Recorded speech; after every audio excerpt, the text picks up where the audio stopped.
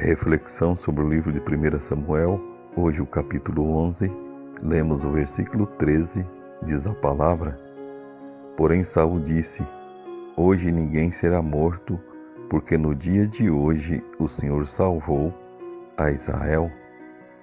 Amados, uma das cidades de Israel, Jabes-Gileade, foi cercada pelos filhos de Amon. Com grande temor o povo propôs fazer aliança com eles. Só que a aliança feita lhes custaria, como diz o ditado, o olho da cara. Então 7 dias foi o tempo que tiveram na esperança de que, ao enviar mensageiros a todo Israel, seus irmãos viessem socorrê-los. Ao tomar conhecimento do caso, todo o povo chorou em alta voz. Retornando Saul do campo, perguntou: Que tem o povo que chora? Ao saber do ocorrido, o Espírito de Deus se apossou de Saul, e acendeu-se a sua ira, cortou em pedaços uma junta de bois e os enviou por todos os territórios de Israel, ameaçando fazer o mesmo a todos os bois daqueles que não seguissem a ele e a Samuel. Então caiu o temor do Senhor sobre o povo, e saíram como um só homem, diz o versículo 7. Formou-se um grande exército a favor de seus irmãos em Jabes-Gileade. Estes, ao saberem do socorro que lhes viria, muitos se alegraram e enganaram os amonitas, declarando que no dia seguinte se entregariam. Contudo, o exército de Israel, liderado por Saul, feriu os amonitas a ponto de não ficarem 2 deles juntos. E diante de tamanha vitória, o povo reconheceu a liderança de Saul e quis matar todo aquele que o havia rejeitado como rei. Mas Saul interviu e não permitiu que tal coisa sucedesse diante de um dia glorioso como aquele em que Deus os havia dado livramento. Samuel então conduziu o povo a Gilgal para que fosse renovado o reinado de Saul. Ali de fato Saul foi reconhecido por Israel como o rei ungido de Deus, e ele muito se alegrou ali com todos os homens de Israel. O povo temeu perder um olho quando na verdade já havia perdido os 2.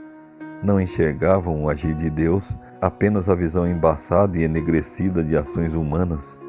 Permaneciam a fazer ofertas e holocaustos, mas o coração estava bem longe de compreender o real sentido dos sacrifícios.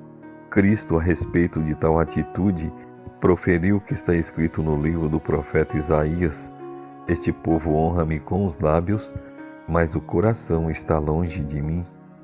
Choravam, oravam e aparentavam piedade, mas a situação do povo era descrita por Cristo como cegos e guias de cegos. Não enxergavam um palmo à frente do que realmente deveriam enxergar. A disposição de Deus em salvá-los não tinha nada a ver com a disposição deles em serem salvos. Será que essa disposição inconsequente ficou no passado com Israel? Será que a nossa geração não sofre o mesmo mal? A respeito disso, Cristo deu um conselho um tanto assustador em Marcos 9, versículos 42 a 48.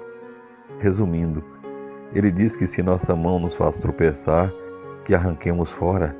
Se nosso pé nos faz tropeçar, que o arranquemos fora. Se o nosso olho nos faz tropeçar, que o arranquemos fora. Cristo não se referiu a uma mutilação literal, e sim o abrir mão de fazer a nossa própria vontade, rejeitando tudo que nos leva a pecar, a lançar fora o nosso eu para que Cristo viva em nós. É uma batalha individual. O apóstolo Paulo viveu esse dilema. Ele expôs sua luta interna como a pior que já enfrentou. Em Romanos, no capítulo 7, versículos 15 e 24, ele diz: Porque nem mesmo compreendo o meu próprio modo de agir, pois não faço o que prefiro e sim o que detesto. Desventurado homem que sou, quem me livrará do corpo dessa morte? Mas no final o apóstolo ergue um brado de vitória, dizendo: Graças a Deus por Jesus Cristo, nosso Senhor. Romanos 7, 25. Amados, os combates de Israel eram derramamento de sangue e tristeza. No combate que Deus nos convida a enfrentar, não custa o nosso sangue e nem o sangue daqueles que nos perseguem.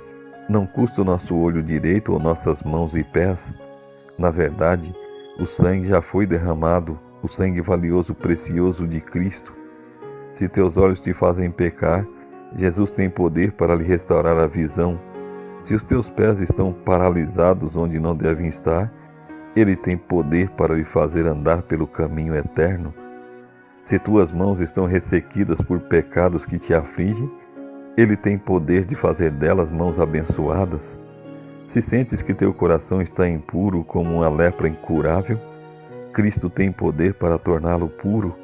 Se sentes que estás neste mundo como corpo presente, mas que por dentro estás morto, Cristo tem poder para ressuscitá-lo.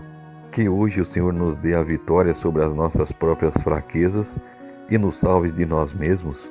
Eis o mais árduo combate, mas com Cristo receberemos a eterna vitória. Vamos orar. Senhor nosso Deus e Pai que estás nos céus, santificado seja o teu santo e bendito nome para todo sempre.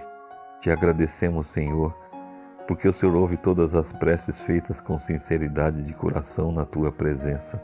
Os teus olhos estão atentos para as necessidades dos teus filhos, e quando clamamos por socorro, o Senhor está pronto a nos socorrer e nos dar a vitória. Por isso, Pai, suplicamos o perdão dos nossos pecados, abrimos o nosso coração a Ti em busca da nossa maior necessidade, o batismo do Espírito Santo. Repouse sobre nós, Espírito Santo de Deus, assim como fizeste com Saul, para que, cheios do Espírito Santo, possamos compadecer de nossos irmãos que precisam de nossa ajuda. Tenha misericórdia, Pai, salva-nos, nos transforme, Senhor, nós te pedimos e nós te agradecemos, no nome santo de Cristo Jesus, o nosso Senhor. Amém.